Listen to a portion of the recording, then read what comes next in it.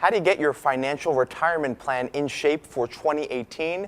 Joining me now is Dan Houston, CEO of Principal. Dan, great to have you here. Thanks for joining us. Scott, it's a privilege. Thanks for having me. So what is step one? Because a lot of people in the new year take stock of their finances, and I have to imagine that retirement is one area that a lot of people need some work on. Weight loss and retirement, right? New Year's resolutions. What are you going to do differently? I think it really gets down to something quite simple. Fortunately, many of us work for employers that have access to a 401k plan. Defer 15% of your income into a qualified retirement plan, and when you reach age 67, which most of your listeners will be eligible for Social Security at that point in time, they'll replace 85% of their pre-retirement income. Starting soon, having a plan, but if you get nothing out of this discussion, 15% of your income today deferred for long-term retirement needs.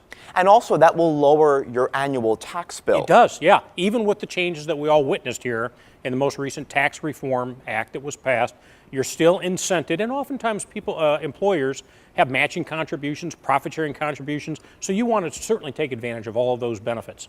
But especially for young people watching, I mean, saving 15% of your income is no easy feat, especially if you're grappling with student loan debt, rent, all these different expenses. So how do you balance the two? Well, this is a matter of priority. But I think about this. Once you graduate from college, prior to college, most people didn't have an income.